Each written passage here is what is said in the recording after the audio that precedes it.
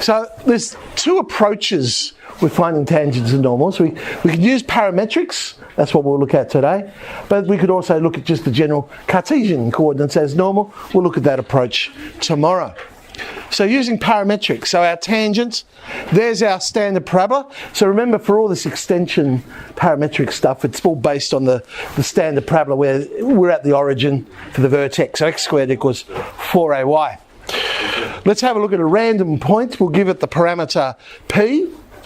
We tend to do that very creatively. The point P, we usually give parameter P. The point Q, we'll give parameter Q, and things like very creative. So 2AP, AP squared would be the coordinates at that point.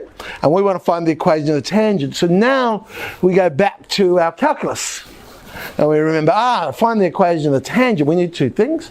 We need a point. We've got that, 2AP, AP squared. We need a slope. But I've only got 1 point, so I can't use a slope formula. So we use our calculus. I'll rearrange it and make y the subject, and I can differentiate that. Remember, a is a constant, that's just the focal length. So all we're really differentiating there is x squared. No big challenge really, which we know is 2x, but it's 2x over 4a in this case, which becomes x on 2a. So there's our derivative. Of course, I could have done it implicitly. If I didn't want to make y the subject, remember we had that idea of implicit differentiation. And in that case, I'd say, well, I'm going to differentiate both sides with respect to x. Differentiate x squared, we get 2x. On the right-hand side, hang on, I can't differentiate it with respect to x, but I can differentiate it with respect to y. Differentiate 4ay, we get 4a, but then we have to multiply it by dy dx. Rearrange that, and once again, we get x on 2a. It's a matter of preference how you go and find that. So okay, we've got the formula. We want to know at the point 2AP. X is 2AP, substitute it in, and a very nice little relationship happens. It just equals P. Remember, P was the parameter. So any point on our standard parabola there, x squared equals 4ay, the slope of the tangent is simply the parameter. Whatever the parameter is, that's the slope of the tangent.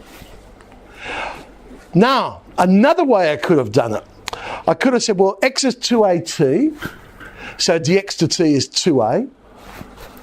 Y is at squared, so dy to t is 2at.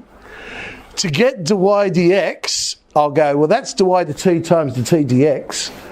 Multiply those together, and I'm left with t. T, of course, representing the parameter. In this case, t is equal to p.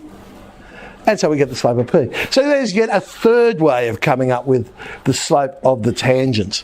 Probably most people just go with the standard first one, make y the subject and do it that way. Okay, point slope formula. So y minus ap squared, px minus 2ap. And tidying it up, there it is, y equals px minus ap squared. Now, the interesting thing is, the reference sheet you get in the actual HSC, that is on there, okay? So you usually don't have to derive these anymore because you've got a reference sheet. If they say to you, show that the equation is this, well then okay, you've got to go through the process and derive it. But if they just say write down the equation of the tangent or something like that, you can go, well, I'll just quote it, here it is, that's what it is. Let's have a look at this thing, tangents from an external point.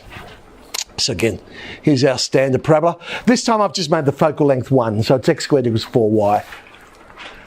And the external point is the point 3, 2. So that point's not on the parabola. But just like with a circle, if you remember from it with a circle, any external point you can draw two tangents to the circle. That's the same for a parabola. So there's one of them from the point 3, 2.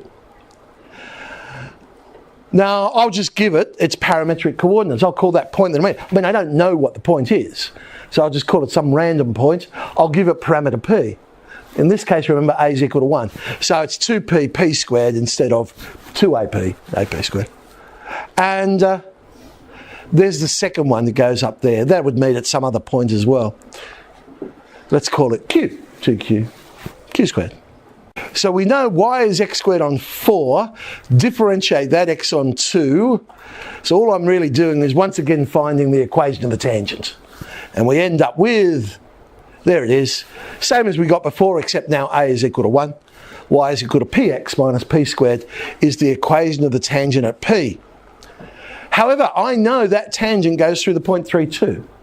So I can now work out what that parameter is by substituting in.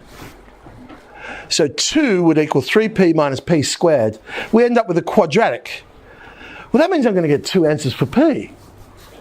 Well, that makes sense, because one will be p, the other actually is q.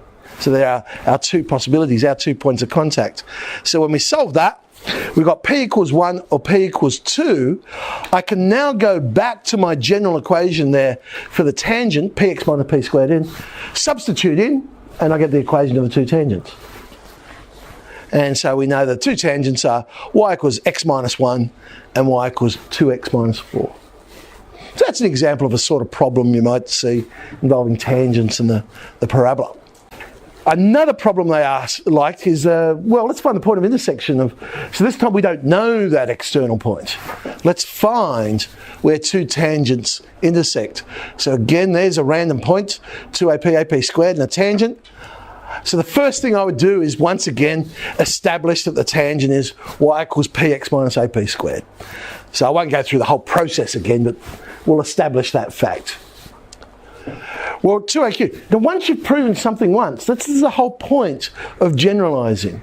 So we don't have to do the same thing over and over and over again. I can now say, well, look, the only difference is the parameter. So therefore, the equation of that tangent must be qx minus aq squared. The only difference is the parameter.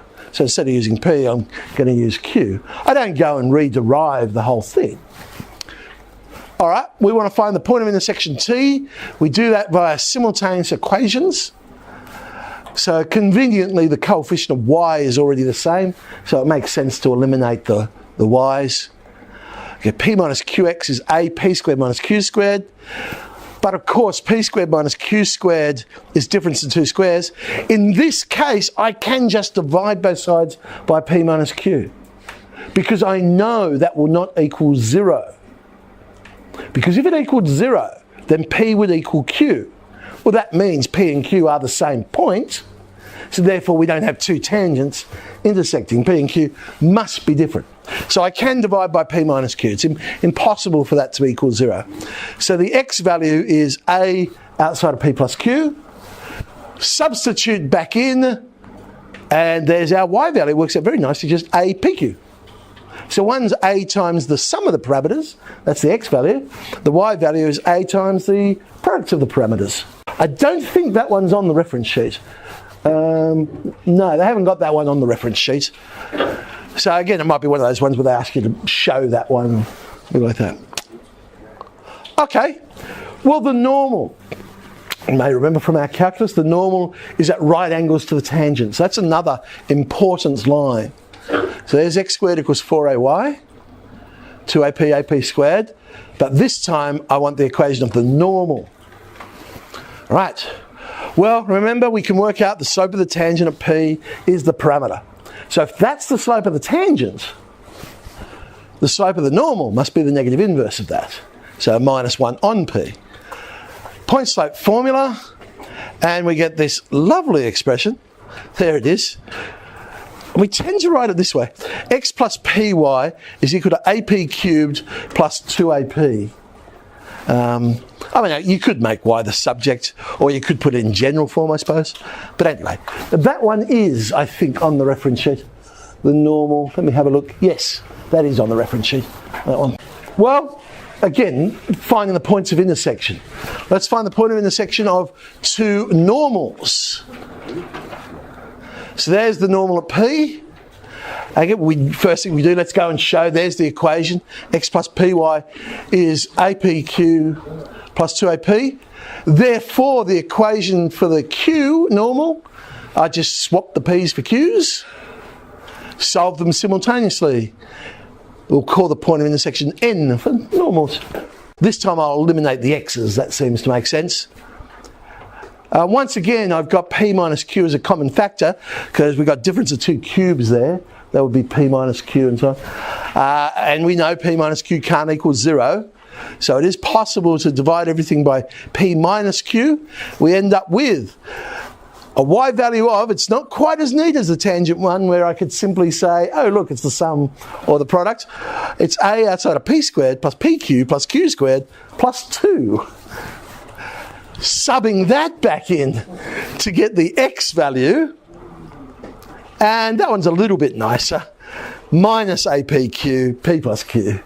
So there's the wonderful coordinates for a normal. I think you can appreciate, you've got to be very careful. There's a lot of places you could make some silly algebraic mistakes there and what have you. Okay, so 9F, let's have a go at some of those, finding equations and tangents.